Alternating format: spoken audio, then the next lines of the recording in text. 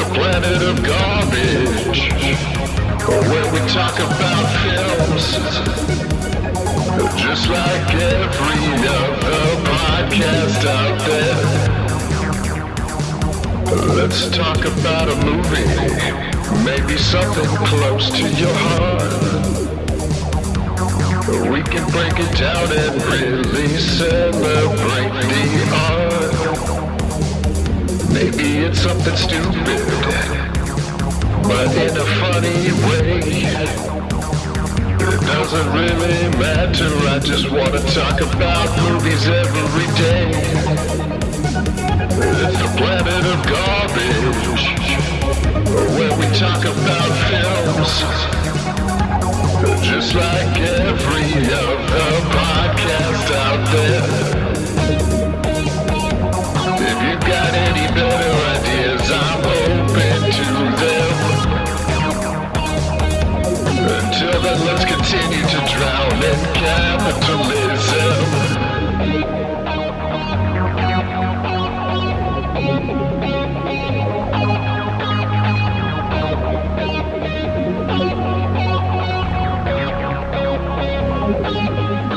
Alright, here we go. 3, 2, 1. Nice. Snap. Sassy. It's a sassy start to a podcast. That was the sassiest. Yeah, just like...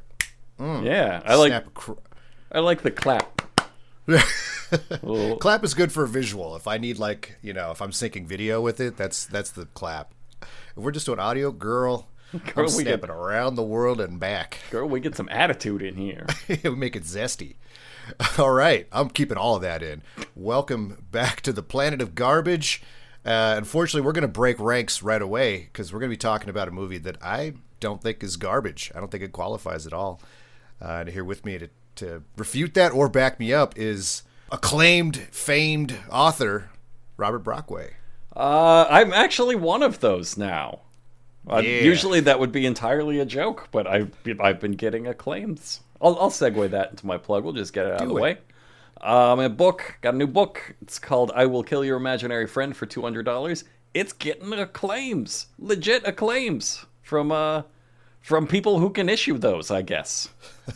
Whoever those are. But yeah, I got like I don't have to do the too hard sell, but I'm gonna sell a little. I've got like 1,000 reviews, I think, now on Goodreads. It's only been out for 2.5 months.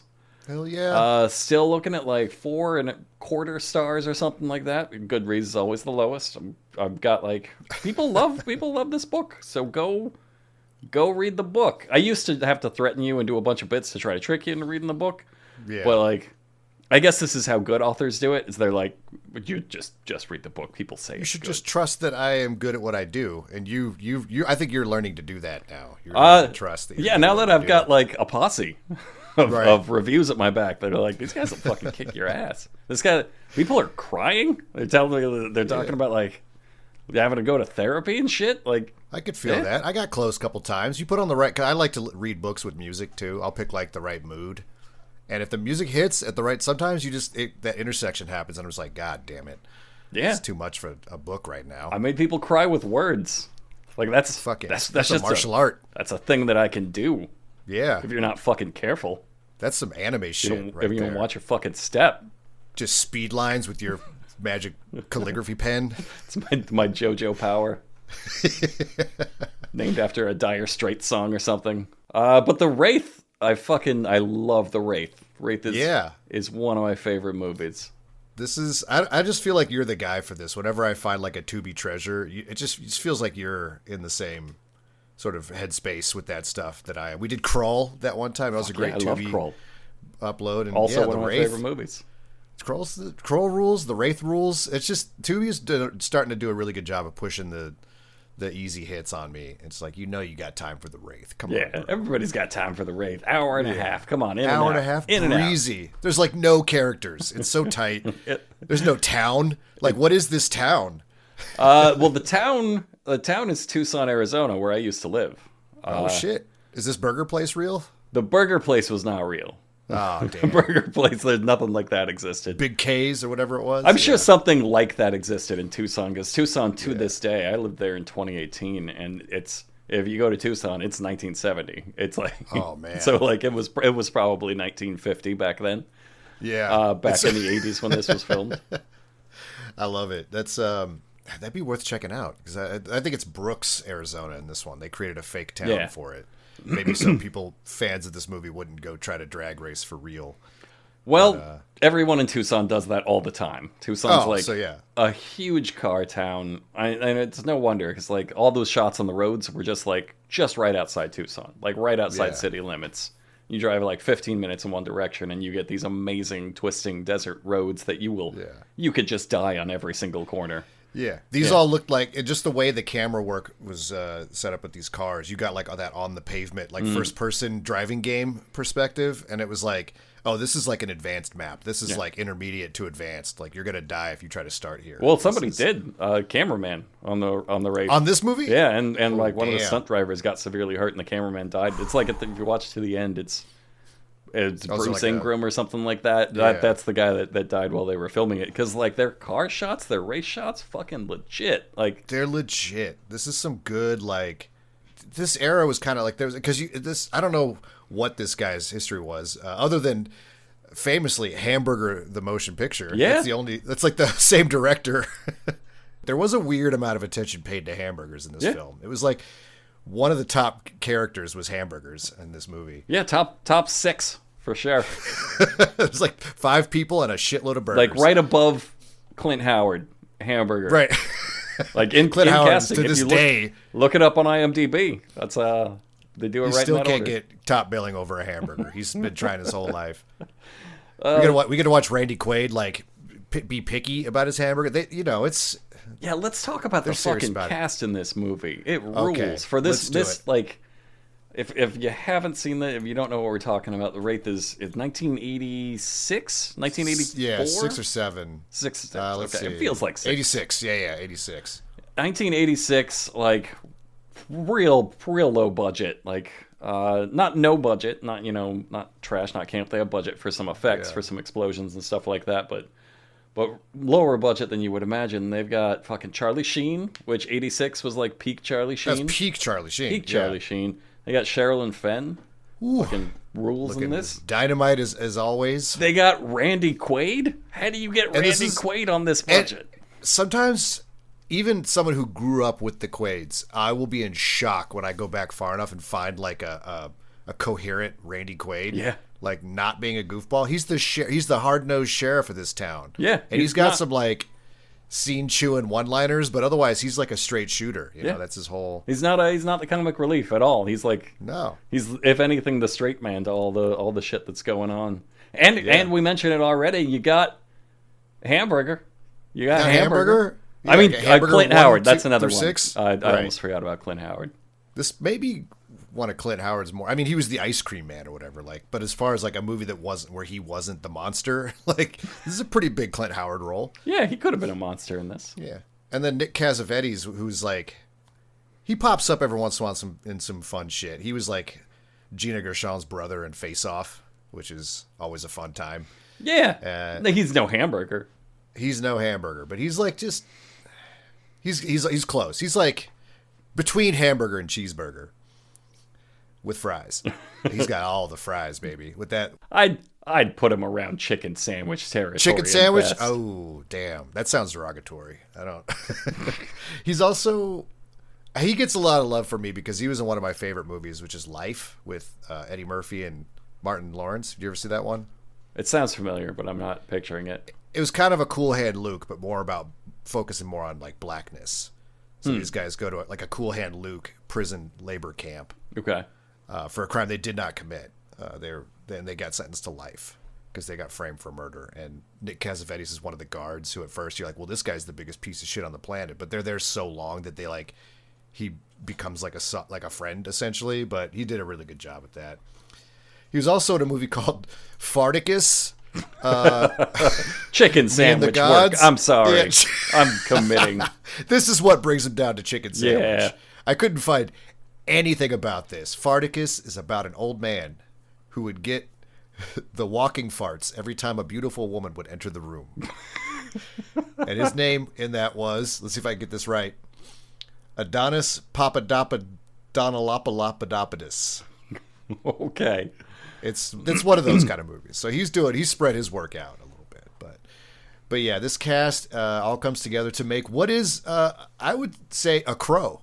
It was shockingly The Crow, and so far. And remember 1986 though, so like almost full a 10 decade years. Yeah, before The Crow. The Crow was like 95, I think, right? Yeah, somewhere around there. Yeah, I took my my high school girlfriend on a date to see The Crow in theater. So yeah, that was good fucking that checks move. Out. Yeah, it worked out. But yeah, it's so distinctly the plot of The Crow that I remember when I watched this again as a semi-adult for the first time. I definitely went and tried to find, did he intentionally rip off The Crow? Was somebody involved in The Crow also involved in this, and like was like, I can evolve that concept or devolve it? Because this is The Crow, but instead of like The Crow itself is the supernatural messenger, he's got a fucking bitchin' car, and that's I'm sorry, that's better. Yeah, that's better. That's better. Than this car is better because The Crow can be like hurt. You could leverage the bird against the man, and like it almost killed him. But this car, you ain't touching this fucking thing. Yeah, got a fucking sick ass car that kind of barely existed. Yeah, it's a Dodge M4S Turbo. It was a prototype car. Yeah, there was only a handful of them made off the dome here, but like it was an insane car. It was like 500 something horsepower. It weighed like 2,000 pounds. So it just went like I think it had a top speed of 200 miles per hour. I remember looking up like, oh my god, the car, that was a real car that they used from like... You could fucking drive it. You could fucking drive it. And I looked this up for this podcast. Who has that car now? Because I want that car. I know. And it's fuck every time we do one of these podcasts. Like the priest motorcycle. The priest motorcycle. Fucking, I had it in my head. I was like, that was only $8,000. I could have bought the priest motorcycle. What if this is like $12,000? I could buy the car from the Wraith. No, I can't buy the car from the Wraith because Jeff Dunham, the racist puppet guy, owns the exact car from the Wraith. Jeff Dunham's got it. Dude, we could take out Jeff Dunham. We could take it from him using Wraith rules. We could force him into a drag race. He doesn't know how to drive that car. He has no idea. He probably drives it with puppet hands. Fucking Jeff Dunham, the actual one used in the Wraith, and it's so cool. It's the coolest fucking like. It's the coolest car. It's the car you would picture if you were in the 80s and you were like, what does a future car look like? Like they did such a good job of executing a sort of synthwave vision of sci-fi. It looks like the car from Cyberpunk, but like before Cyberpunk. If it wasn't cyberpunked out, if that was like a normal car for sale, it would look like the car from Cyberpunk, which is one of the coolest cars. I think again, The Crow, Cyberpunk, who didn't crib from the Wraith? Like I think this was like a wildly influential movie. It's like I imprinted on this big time as a kid. And I remember like one of the first things I did when I moved to Tucson, I was like, all right, let's figure out where some of these places were filmed. I gotta go see. Yeah. Did you go to the river? Did you find the river? Well, the river is easy. The river is like one of the big tourist spots. That's Sabino Canyon. Okay. What I did find was that at one point I lived like 3 blocks away from Sherilyn Fenn's house in the movie. So I just walked by that. I took a picture. That was a nice little neighborhood. It's a wonderful neighborhood. I love that neighborhood. And I got to drive my motorcycle down the big bumpy road that he drives his motorcycle down. Of course I did. That's what. Of course, what brought you to Tucson? This is gonna sound strange, but have you ever seen the movie The Wraith? I'm just trying to retrace the whole movie. Tucson would have been like, "Fuck yes, The Wraith." Yeah, The Wraith. We told you this was a worthy Tucson. investment. We don't have a lot. Those tax incentives paid off. We got The Wraith. Yeah, I'm coming back as a full spirit of vengeance, and I'm just gonna start from there. I'll retrace my steps. So yeah, just like The Crow, the main character is unjustly murdered lover boy who comes back with a supernatural angle, which is an indestructible race car.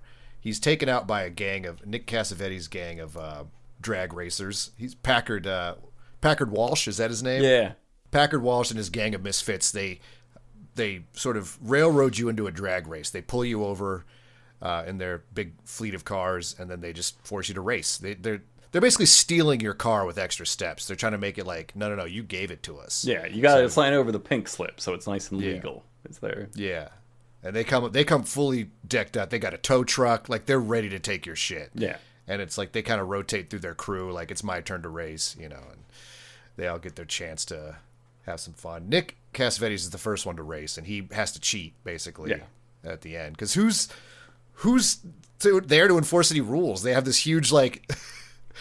This long distance goal that they need to get to, and it's just like it's honor system from there on out. Like once you hit the gas pedal, there's just you two. It's crazy that they sort of acknowledge that there are like implied rules to this when this starts off with them like running a guy off the road, kidnapping his girlfriend, and threatening to rape her unless he drag races them for pink slips. So like at that point, I don't think like the whole point of getting the pink slip is like no, this is legal. It's signed over to me. Yeah. But like if they both testified, no, he was gonna rape her, they'd be like, I don't think that's holding up in court. So like why do we have rules for the drag race at all?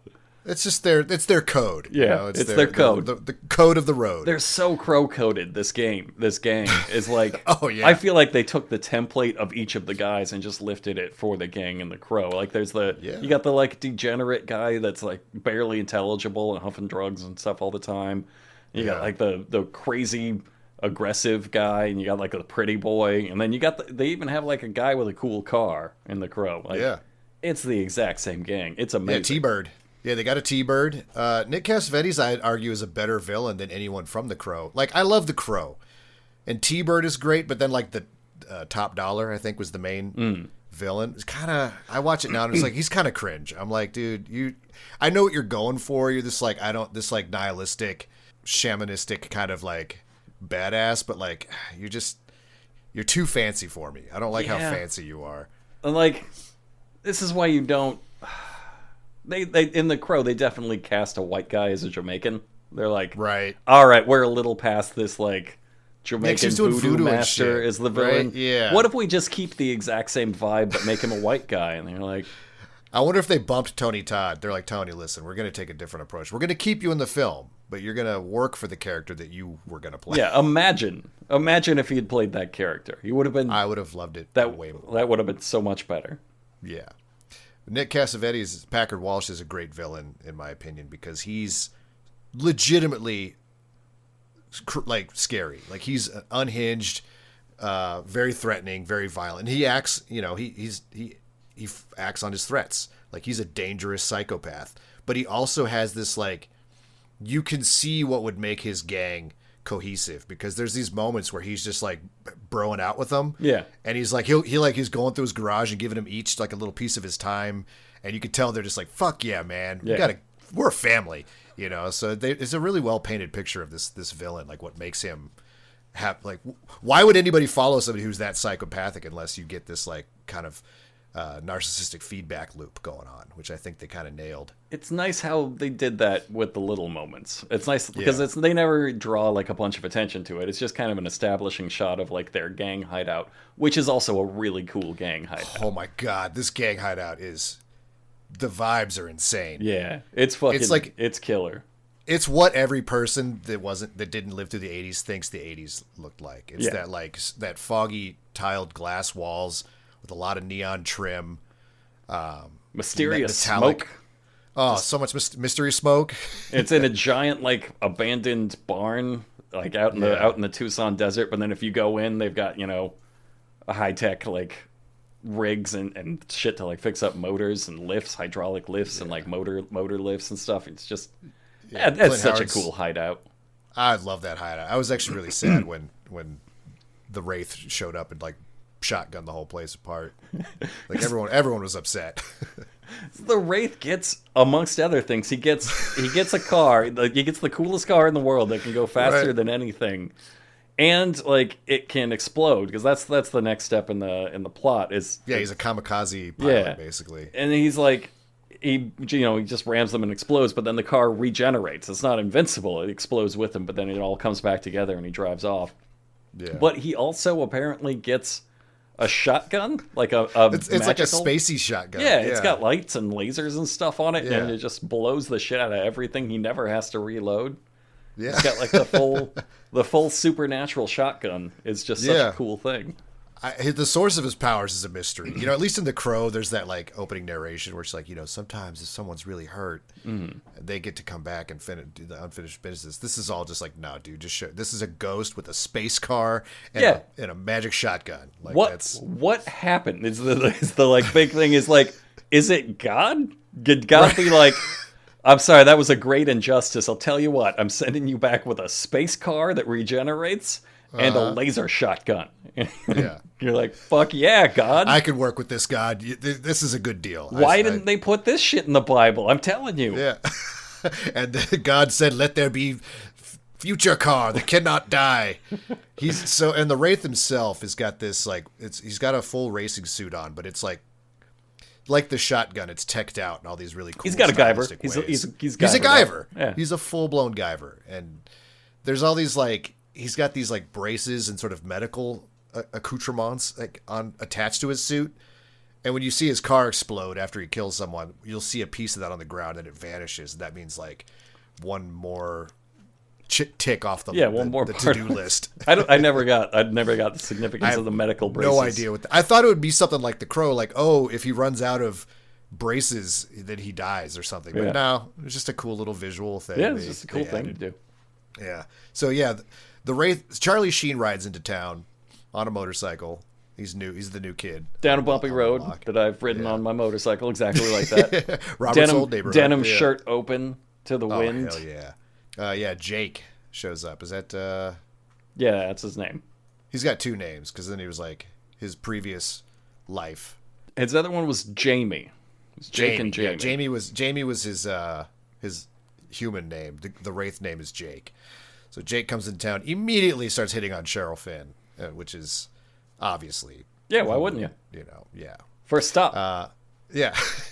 He just shows up and asks her for directions, and then, offers her a ride, and then Packard shows up, and he's a seething, jealous maniac. He's got a big thing for Sherilyn Finn's character, and to the point where it's like, it's dangerous for everyone that even talks to her. Mm. Like, anybody offers her a ride, talks to her, they're like, he's gonna fucking stab you to death. Like, that's how crazy he is. He's super possessive of her, even though she's like, I'm not your girlfriend. But he's like, well, you will be one day, but nobody else is going to be either. So she rides out. She rejects the invitation from Charlie Sheen and rides out with Packard Walsh. Then they head to the river, your old hangout spot. Sabino Canyon. Yeah. Charlie Sheen's character meets Billy, who was the brother of the murdered guy. But because he looks like Charlie Sheen now, nobody knows that. It's not explained. At one point, Charlie Sheen was just like, this is as close as I could get. Yeah. It's implied that he, like, Dr. Manhattaned himself. Like, he reconstituted a physical form from nothing. And maybe that was it. And he was just like, you know what? I could look a little cooler. I could look a little bit more like Charlie Sheen. Let me just make some attractiveness adjustments here. Yeah. And while I'm at it, supercar. Yeah. Let's get rid of these love handles. Let's get that chin out a little more. Yeah, we'll cut that jawline out, carve it a little bit. Yeah, he's looking good. He's got, like, cuts on his back, like big scars on his back. They make a point to show that. Like, Billy notices it when he lays down to sun. So he's like, this was his physical body, I guess. So he's maybe a zombie too. There's a lot that could be going on here. This is why the casting of Charlie Sheen was so good for this, because in this era especially, like, Charlie Sheen's best roles were where the script somehow called for him to look like he'd been on cocaine for like 3 weeks straight. Yeah. Where, like, and it makes so much sense here why he's just kind of frazzled and out of it, and he's like, yeah, you just like reassembled yourself out of atoms to get your vengeance. And he's like, he looks great, but he also looks like he might die at any moment. Like he's a little sleepy looking, He's got the haunting under his eyes, and he's just got like, if you found him dead on a sidewalk somewhere, you'd be like, he's beautiful but tragic. Like it wouldn't be that surprised. It's just like in what was that, in Ferris Bueller, when he just got that little bit part. Oh, and you're like, with Jennifer Grey. He looks great. He looks sexy. The part is perfect for him. He looks like he's probably gonna die as soon as they're done filming. Yeah, and he walked in. He showed up like that. Yeah, he brought all of his own eye bags. It's so yeah, he's using like the river time as like a way to sort of insert himself into the community. He already knows everything about everybody. That's sort of the himself secret into that's going Sherilyn on. Fenn. Exactly. That's his whole mission. That's how powerful the beauty of Sherilyn Flynn is. Bring a man back from the dead with a new car. Just to impress her. Yeah. But he's like, asking Billy questions about who's she, what's up with this psycho. And he seems I feel bad for Billy this whole movie, because even Charlie Sheen seems annoyed by him. And it's like, bro, this is your brother. Like, I know you got to play it cool. You don't want him to know, but you don't have to be like a straight up dick to him. Yeah, but little brothers, man. I mean, yeah, it's true. He's I don't have any, but that's the dynamic I've seen, is that the older brother is just like, this fucking kid. Get away from me. He's trying to fuck his ghost wife or whatever. He's got vengeance back from the dead, and his little brother's running up like Jamie, look over here, Jamie, look what I can do. And he's like, can I hang out with you? I could be doing this, or I could be rocketing down the Tucson highway in a 200-mile-an-hour ghost car with Sherilyn Fenn. Yeah, murdering my wrongdoers. Plowing through gang member after gang member. And then my girl. Yeah, so the setup is pretty great. So this is the point where Packard notices Charlie Sheen again. He's like, all right, this guy's creepier than me. He's like just gazing at my girl with without even trying to make it he's making it super obvious. So he sends his two punk rock goons after him. His whole crew, by the way, is like you said, they're very crow coded, but they're also just such great 80s goons. They've got the two burnouts. One of them's road warrior punk rocker. He's got the mohawk with the prodigy fins on the side with rainbow mascara on and military vests, and he's always sucking on some kind of automotive product. He's drinking antifreeze, snorting WD-40. I love that. Is we need an identifiable character quirk, and he's just this guy gets high off of every automotive product. He's out there just chugging oil, drinking antifreeze, putting the straw from the WD-40 up his nose. Yeah, he's the first time he showed up, he had maybe a window washer fluid jug. Yeah. So I thought maybe he was just such a gearhead that he was hiding his booze, and I was like, no, this guy's drinking oil. He's snorting WD-40. This guy is about that life. He's about that car. He's trying to become a car. Yeah, like a Tetsuo the Iron Man situation. Yeah. He's about to turbo team. This is what the show didn't want you to know.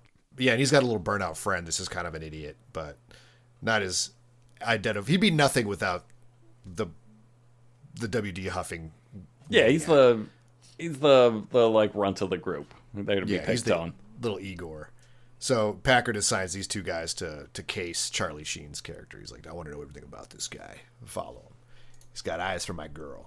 And then, meanwhile, we go to, Big K's, the burger place. We see where Billy works, Charlie Sheen's brother. He's a little overwhelmed. It's a good scene, though. It's a nice classic roller skating drive-up burger place. And Billy offers a ride to Sherilyn Fenn. What's her character name? I just got to start calling her that. Carrie. He offers Carrie a ride home. The second she gets in the car, Packard's gang pulls up. Like, what are you doing, bro? He's got a low jack on her or something. He's just, the second she even breathes in another guy's direction.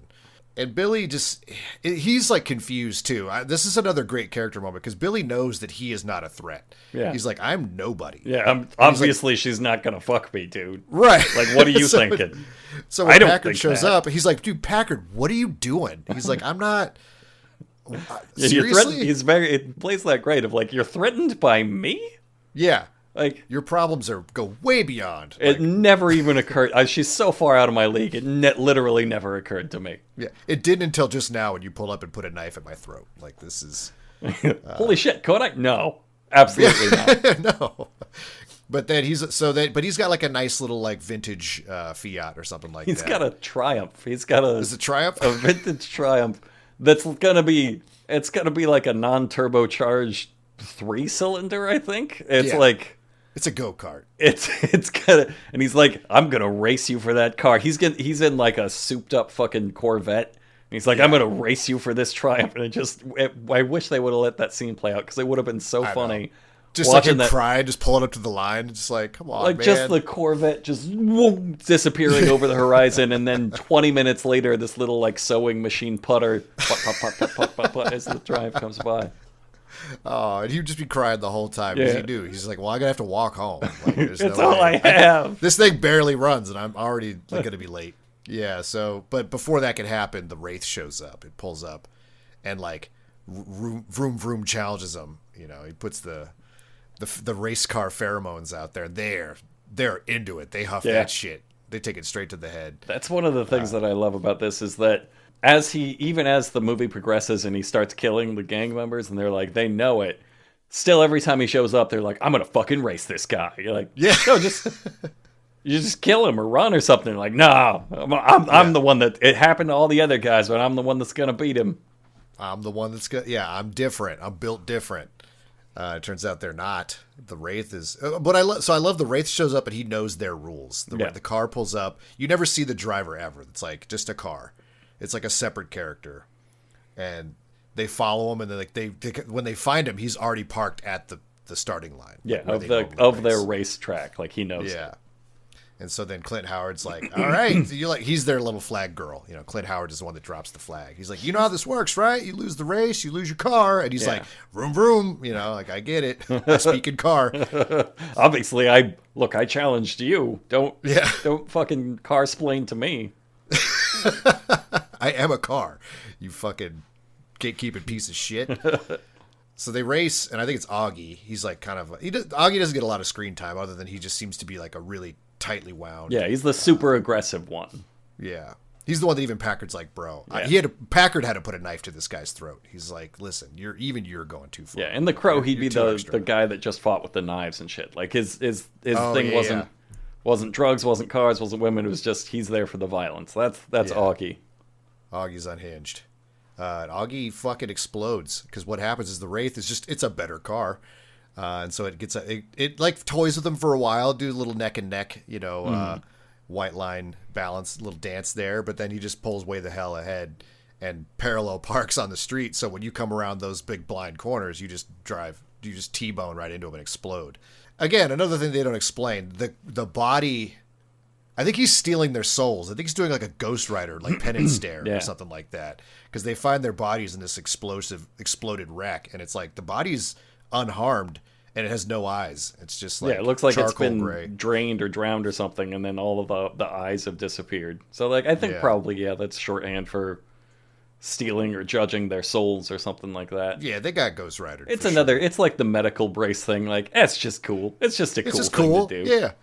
We don't need to do a Freddy Krueger where he like opens his jacket and their faces are screaming and writhing in pain. Like we know they're gone in hell. And so this is where we get Randy Quaid. Officer Loomis shows up and he's giving the kids a hard time. He knows they know more than they're saying. He knows they're up to something. It's funny to see Randy Quaid in the responsible authority figure role. Like he's doing a little John Wayne flavor to it, so he's definitely, chewing on the scenery a little bit, but he's not there like none of it's supposed to be a joke. He's there like very sober. I know who we should get for the straight man of this movie, Randy Quaid. Yeah. Make sure the soberest man we know. I love his character too because he's always like that. I'm always 10 steps behind. Like Packard and his gang, this is what they do. Like the movie opened with them stealing a car from a guy after threatening to rape his girlfriend, and he's like, one of these days I'm going to catch you kids in the act. I was like, well, the act takes place in the same spot every night, so like, yeah, he doesn't know what the act is. He doesn't even know that they race. He's just like, you're bad kids. Yeah, probably. I just don't like you. Look at you. And this is another cool, like, another one of those little details, because Packard is sitting there with, like, one of his boys. He's just got his arm around his shoulder. He's just, like, he's so buddy-buddy in a lot of these little unassuming ways that just, watching it as an adult, I'm like, these are great touches. Like, he's a great bully. Like, you would understand why his gang would hang out with this. Yeah, like, the Fast and the Furious would have him spend 20 minutes talking about family or something. But here, they're just, like, it's just, like, the physical acting. It's just, like, how he has a little special handshake that they don't draw attention to, or how he knows like what each one is into, like in each of their little flavors. Yeah, he found a place for everyone. Like everyone has their specialty, and he's like really encourages them through that. He's just a really supportive father figure that will also kill you for no reason. No reason. Much like a lot of father figures. Yeah. Very father figure coded. He also just will not mourn your death. He's like, Augie was an acceptable loss. Because they'll talk to the car a lot. It's so great. They're so nonplussed by the Wraith. Like, even after it explodes and kills their friend, and it shows up again, they're like, hey, listen, man, Augie's no big loss. We could deal with that. But you and me, it's personal now. You know, like, all right, dude, you're still talking to the invincible car that exploded your friend. All all the windows fully blacked out. The driver doesn't get out yet. But they're just fully like, this is like a transformer. I get it. We're gonna fight this transformer. We're gonna take this transformer. Yeah, we're gonna take it from you. I think before the second race, so after he kills Augie, and then before the next race, this is when the Wraith shows up in person to their sweet ass hideout. Yeah, fully Guyvered. Yeah, full Guyver, shotgun. And again, Packard Walsh is like, dude, what do you want? Like, he's not like, oh my god, like a magical man with a weapon, like with the shotgun from space, clearly from space. And he's like, god damn it, man, come on. He's like, you're not really, come on. And like, as he starts blowing the place apart, he's just like, fuck, you know, he's just annoyed. He's just annoyed, which is, again, great villain shit. You know, he's like, you can't intimidate this guy. He's that much of a psycho. Clint Howard, though, is like, he's the first one to be like, there's something about this guy. He's got a shotgun from space. Clint Howard's the only one that's like, he's got an infinite shotgun from space. Are you guys not seeing this? He's got a Borderlands weapon, man. Like, we can't, that thing probably talks. He's definitely, it's interesting also to see Clint Howard in the, like, you would expect him to be in the little, like, loser goober Igor character role, but he's in the, he's like their gadget. He's like their little MacGyver guy. He's their engine nerd and tech genius that they kind of keep out of the loop. Yeah. Because at one point they're like, they do, I believe after this, when they next see the Wraith, Packard has a shotgun. He's like, I'm going to even things up with this guy. And then the punk that drinks all the motor oil and stuff stops him and is like, you can't do it in front of him. And then it's Clint Howard. He's like the little innocent nerd that they can't fully trust. Yeah, they protect him from their true evils. Yeah. Was he there? So at some point we see flashbacks that Carrie, Sherilyn Fenn's character, was like deep in postcoital glow with another man who we don't know, which is Jamie. And then Packard's gang comes in and like bags her and knocks her out, and then they just start gutting this guy.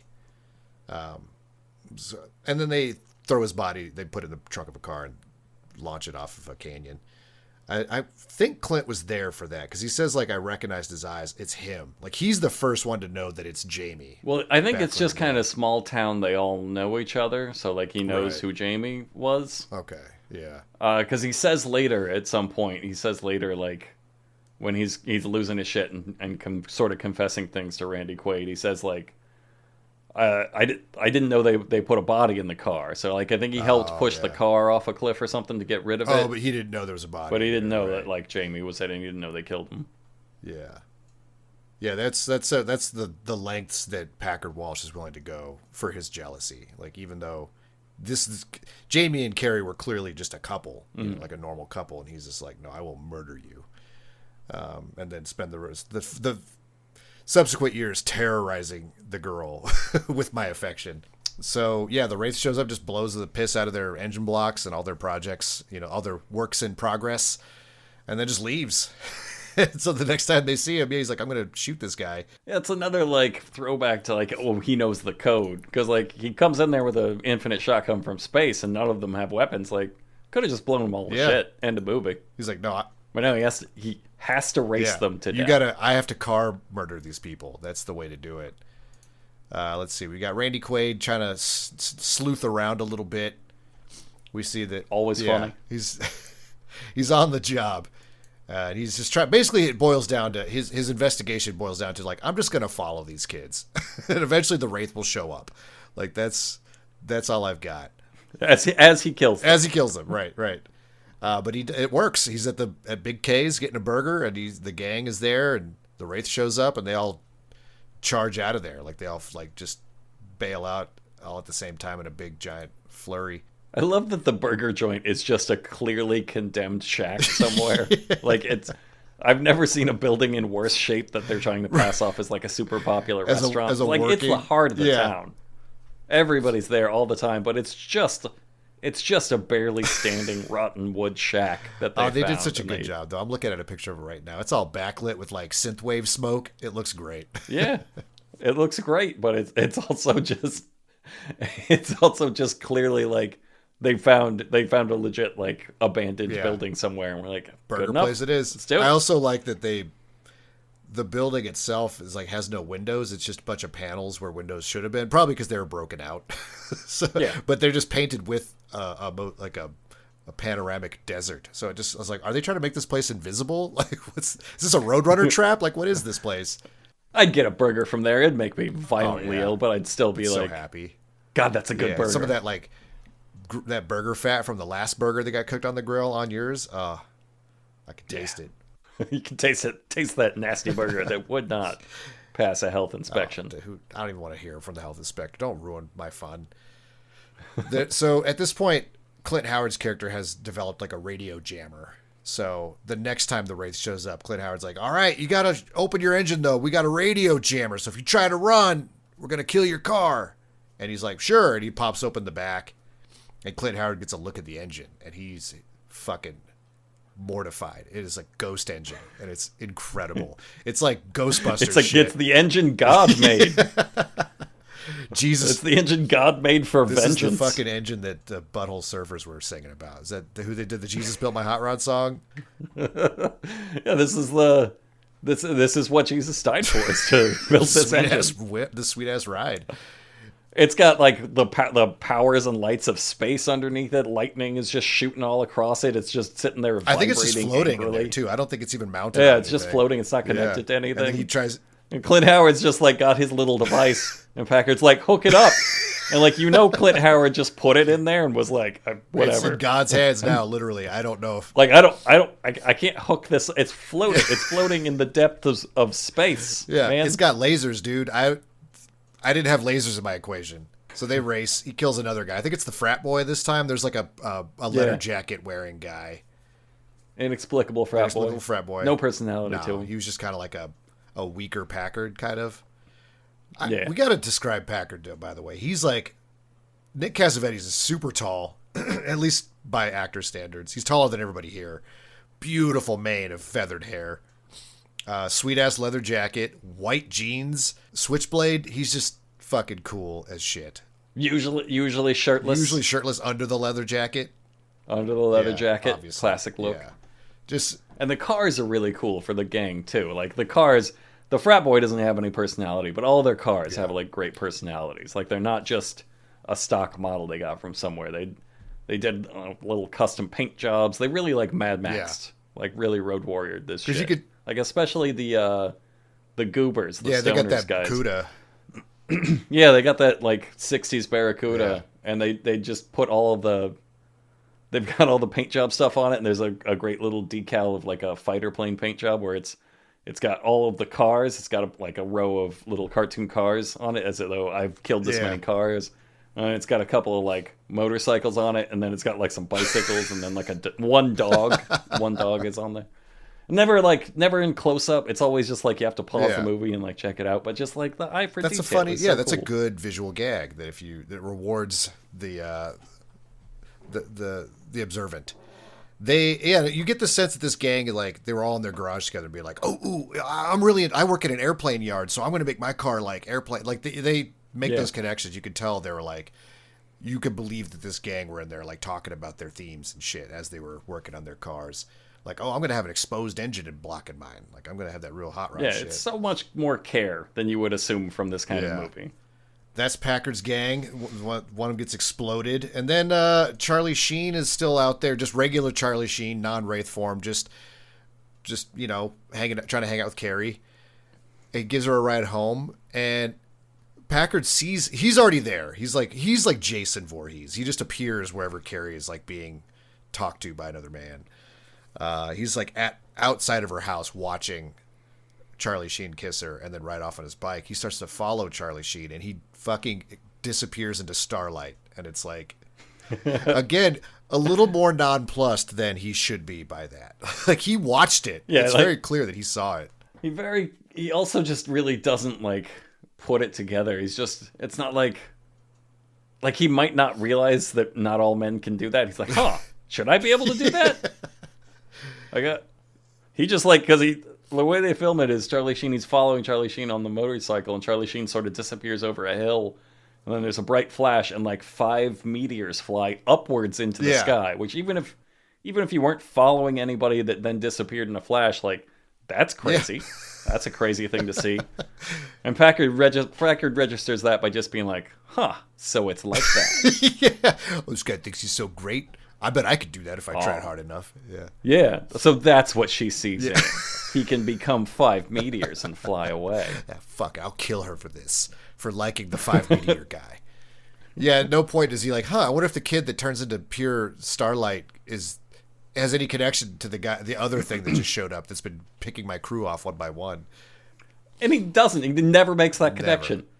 Never. It's so then at this point the goobers and their CUDA also spot Charlie Sheen. So it's the same. This is all happening at the same time. They're actually following Charlie Sheen while he has Carrie on the motorcycle, and they're gonna get in trouble because they come really close to actually hurting her too, which is like the Packard will kill us if we let's just follow him, and they get. Well, at one point the guy that huffs all the motor oil is like, just get the shotgun out. Yeah. The little guy's like, well, hold on, we can't kill his girlfriend. And he's like, shut up. Like, the plan was to just kill his girlfriend. Yeah. You're like, there's a reason Packard doesn't promote you guys. Yeah. You're goober for life status. That's they wreck their CUDA though. They somehow flip it. A shame. It was a charming car. They're reasonably distraught by it.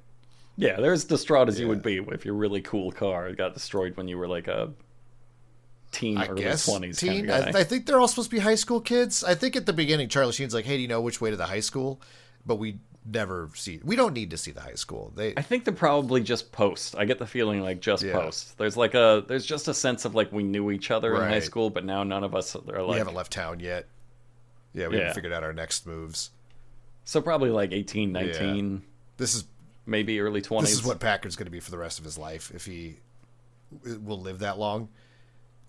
So yeah, that's they evade the CUDA boys, the goobers, and he drops her off, and Packard sees him do it, watches him turn into Starlight, then he catches up with the goobers, and he's like, hey, did you see a guy on a motorcycle come by here? It's like, dude.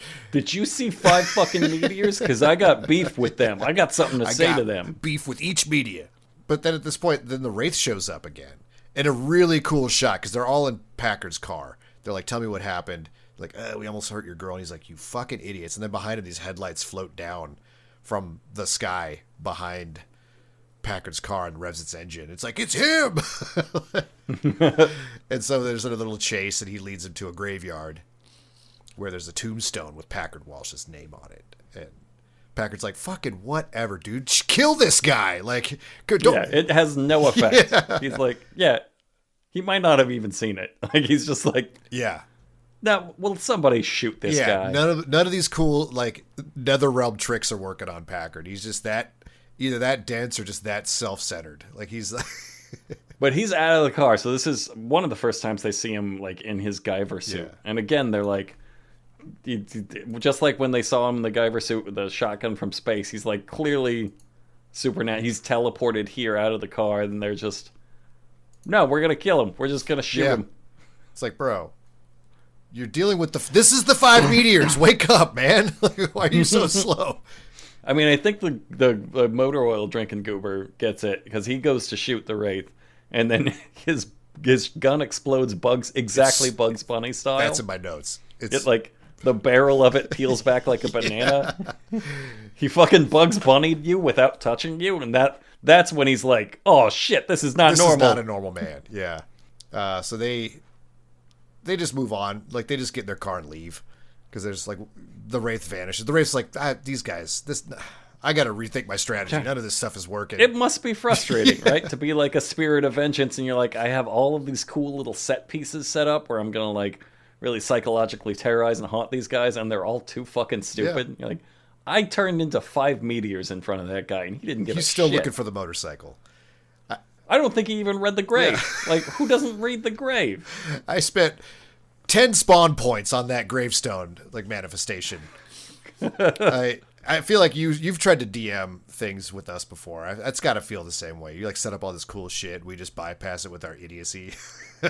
Yeah. I mean, I think every DM will sympathize with that. That's how every D&D game That's goes. what the Wraith is doing here. He's DMing. Yeah, you're just like... You set up some cool storytelling encounter, but then you accidentally mention, like, there's a duck over here, and then all of your players are like, oh, let's go find out about this duck. It's got to be important. Man, now I have to make up all this shit about the duck. It becomes a duck-based campaign. I don't know what we're doing. Yeah, meanwhile, the Wraith's like, no, but the headstone, though. The headstone? May I direct your attention back towards the headstone? So, yeah, Packer just goes back to his barn and just bangs a sweet babe. Like, it's just what he does. He's obsessed with Carrie, but he's still got needs. So he's got a side piece or whatever. Yeah, he's never willing to, like... It's clear they were, from the very first scene, that they were going to rape that guy's girlfriend. Yeah. But it's, like, never on the table for Carrie. She has to come to love him of her own will, which he's going to do by terrorizing her. So, like, the plan's never going to work. And he does some crazy shit in front of her. He's just like... do you ever, like... He confesses that he's basically, like, a sociopath. He's like, I don't feel anything. Do you know what that's like? And then he cuts his hand with a knife. He's, like, smearing his blood on her lips and shit. And he's like... I'll do anything for you. So they do a good job of establishing him as like a very clear threat. But he's in his barn getting laid, and Randy Quaid shows up, and he's just like, "You're coming downtown with me," and he starts basically trying to get the gang to work with him. He's like, "Listen, you guys are all going to die if we don't get ahead of this Wraith situation. Like, what are you not telling me?" You know, and it's so you boys are being hunted by a Wraith. Seems like that's a little out of your depth. You may want to work with me a little bit here. But even after getting telepathically Bugs Bunny'd in a graveyard with his fucking name on it, they're like, no, we can handle this guy. We know how to deal with a Wraith. Go fuck yourself, pig. And then Randy Quaid's doing a great thing. He's sitting there talking to him, and he's cutting out little gingerbread men or whatever, with paper and scissors, little paper dolls. And he unfolds them, and their heads are all gone. He's like, "This is you guys, by the way. You're all dead if you don't cooperate with the police." The only one it really works on is Clint Howard. Like, that's what tips it to Clint Howard. He's just like, no, I gotta admit, this is a little out of Clint Howard's ability to deal with this problem. He's even the one that drops the titular line. He's like, "We're getting haunted by this thing, man. This Wraith." So he's... The other guys are, what? A Wraith, what is that word you said? What is that? Explain it to me. Like with the grapes? No, man. Ghost Rider. So meanwhile, Charlie Sheen is getting it on with Carrie. He closes the deal with her in the river while Packard is stuck in the police station. And then this is a long sex scene. Yeah, it's very long. For like... Considering this is a 90-minute, like, really tight movie, this is like a 5-minute sex scene. This is when Charlie's like, "This is in my contract. You need to... Yeah. You know how long this sex scene This is why I'm doing right? this low-budget movie. The peak of my career. Because they got Cheryl and Fenn. I get wet. Like, that's what's going to happen here. This is when we cut to the barn, and, like, Packard's doing his, like, broing out with his homies. Then he just takes off. And so it's just Clint Howard and the two goobers left in the barn. And Clint Howard's like, "I'm getting out of town. Like, I don't know about you guys, but we should leave." And he packs up a little suitcase. Like, it might as well just been a stick and bindle. He's like, "I got all my things, and I'm out of here. I got all my stuff. Gonna go run from a Wraith. Got all my favorite wrenches." He leaves the barn, and as he's leaving, the Wraith fucking blows past him, just like nuclear bombs the entire barn. That thing blows to pieces. Such a cool shot that they do. Like, he comes flying up through the desert road and, like, doesn't spare Clint Howard the slightest consideration, blows right past him, and then they just show the car not slowing down at all as it, like, rockets into the barn, and then they switch to the car POV as it rushes up on the goobers screaming. Like, then back out to this massive explosion of this It's barn. a good explosion. I have to imagine it's a miniature or something, but it was fucking impressive. It was for sure like a miniature. Although, knowing Tucson, like, there's probably just a lot of those buildings out there, and, like, I don't think you need a permit. They may have just blown it up. Yeah.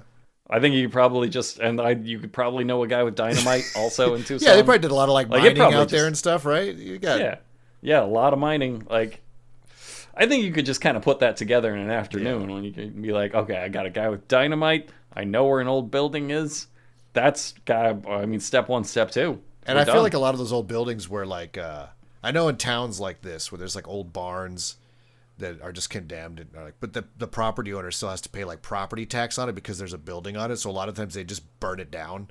So they're like, well, there's no house on there anymore. So like, well, hold on. Can I rate it? Can you rate it? Yeah, I want to rate that shit, man. So like, tell me again what happened. He's like, well, first of all, have you ever heard of a Wraith? Because I got one. The grapes? No, goddammit! Ghost Rider! My building got Ghost Ridered. But they might have blown it up because then Clint Howard's talking to Randy Quaid and they're standing in front of burning rubble. So it's... Yeah, I'm telling you, like, Tucson it's so far away from everything else. Like, it's a pretty good-sized city. It's 500,000 people or something like that. But it's like, there's none of that. We've got a bunch of, like, little suburbs that are active all around it. It's like, here's Tucson, and then just fucking desert for, like, 300 miles in every direction. Jeez. And so, like, you could just... Nobody's watching. You could just do kind of whatever. Just blow it up. Yeah, just blow it up. Who's going to say anything?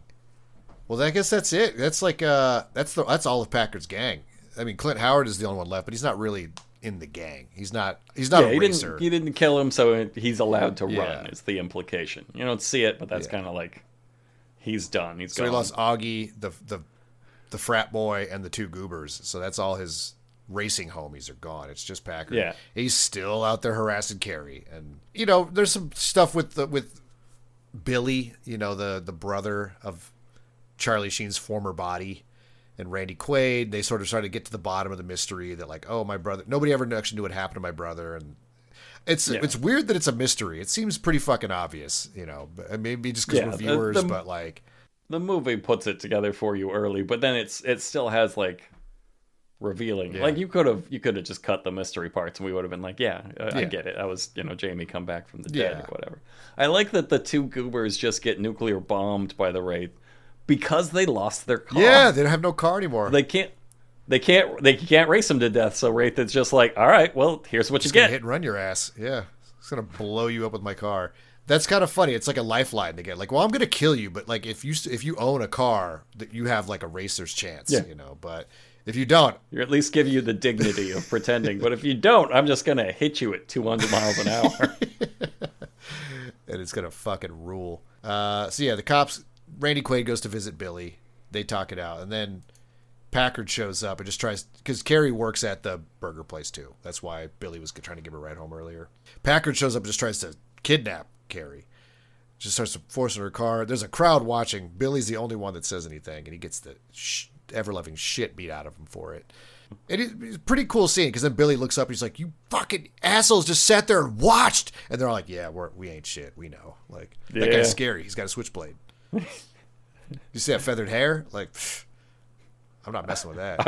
I understand. I'm not the main character, sir. Like, that is not my job. So yeah, Packard drives her out in the middle of nowhere, and that's when he gives his weird like psycho speech. And then the Wraith pulls up, and he kicks her out of the car. He's like, "We're racing. I've got this." Wraith.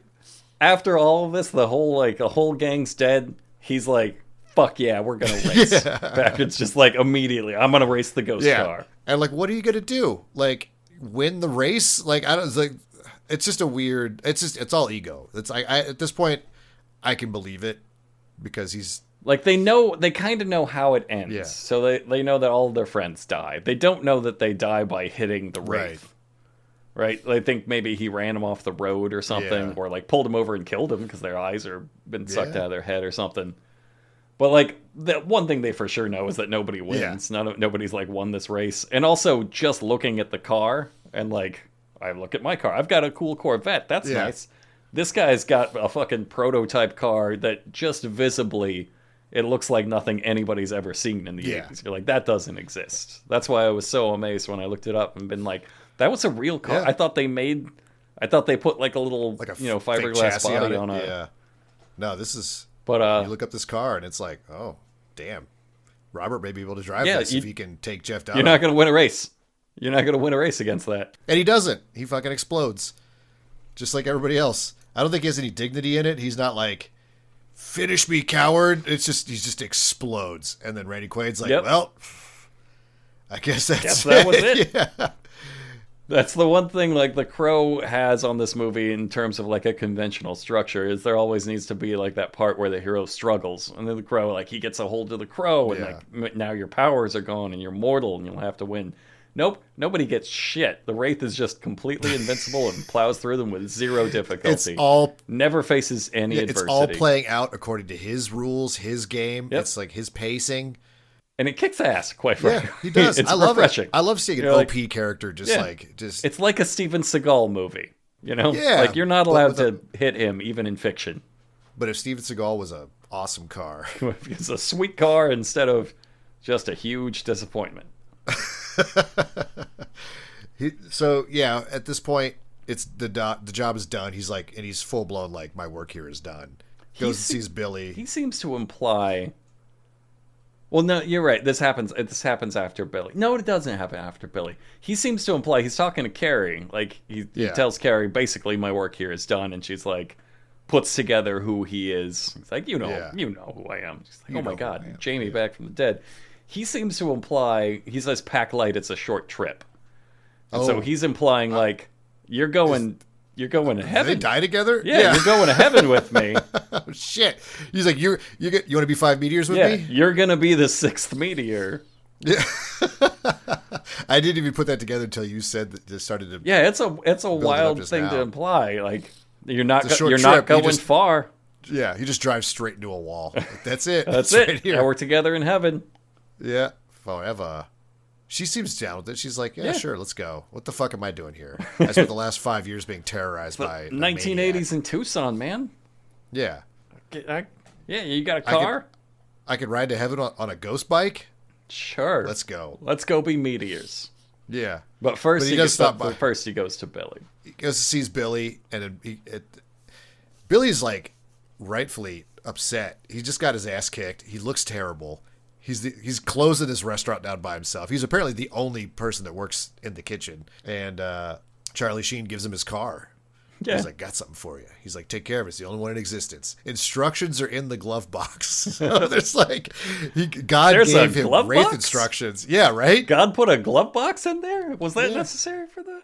So you keep your unlimited ammo shotgun. I love the idea of giving this car to his dorky little brother who drives a Triumph that has like 70 horsepower. He's not only that, but this car is like a car of interest. Yeah. In an active investigation. He's gonna die the first time he gets in that car. Like it's like every kid that gets their every kid that joins the military and spends their signing bonus on a Dodge Challenger or something. You're like, all right, you're going right into a wall. It's like the countdown has started. Yeah. You've never driven this much car before. You have no idea what to expect. Yeah, so he's at the very last second. He's like, "Who are you, bro?" And he goes, "You said it," which is like obtuse enough to be like, "Dude, what the fuck are you saying?" Like, what? But then as he rides away on his motorcycle, he's like, "Jake, Jamie." It finally clicks when it's way too late. He can't hug him. Nothing. He's gone. He's 5 meteors. I guess I gotta dry my tears by going. Maybe I'll stick my head out while I'm going 200 miles per hour in my fucking ghost car. As I hereditary myself in my new Phantom impossible vehicle. And that's it. Yeah, I guess. Well, okay, so they're riding off. I'm watching the credits right now. They are riding off into the distance under the full moon. Let me see if I missed anything here. It just goes to black. So they're dead. That's what that means. Yeah, they drive off. It's the same road. Crucially, it's the same big, bumpy, very iconic road that like he came in on, which is the sort of implication is like I manifested just beyond this horizon and then drove into town on this like crazy desert mirage road. And that's what they leave on, too. So, like, the implication here from the pack light, it's a short trip, and then they leave on the ghost roads. They're going back to his planet? I don't know. Like, what? Yeah. What is He's got, like, a little prince thing going on or something? Yeah, they're not on Earth anymore, for sure. Whatever you believe. It ain't that. God, it's such a good movie. Oh, that Fucking movie. sweet movie. There's a scene.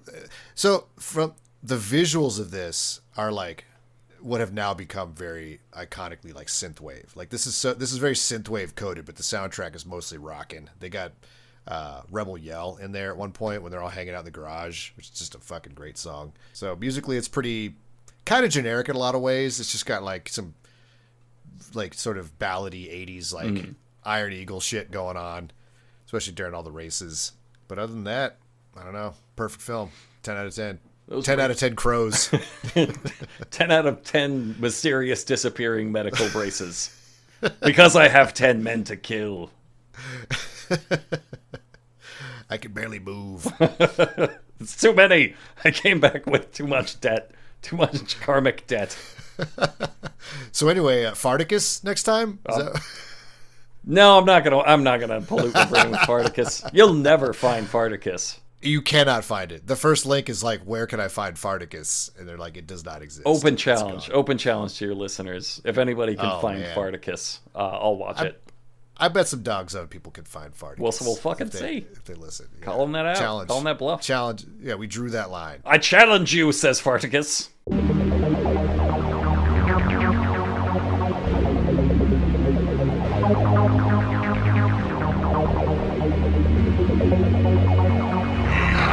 Such sights to show you. It's the planet of garbage, where we talk about films, just like every other podcast out there. Let's talk about a movie, maybe something close to your heart. We can break it down and really celebrate the art. Maybe it's something stupid, but in a funny way. It doesn't really matter, I just want to talk about movies every day. It's the planet of garbage, where we talk about films. Just like every other podcast out there. If you've got any better ideas, I'm open to them. Until then, let's continue to drown in capitalism.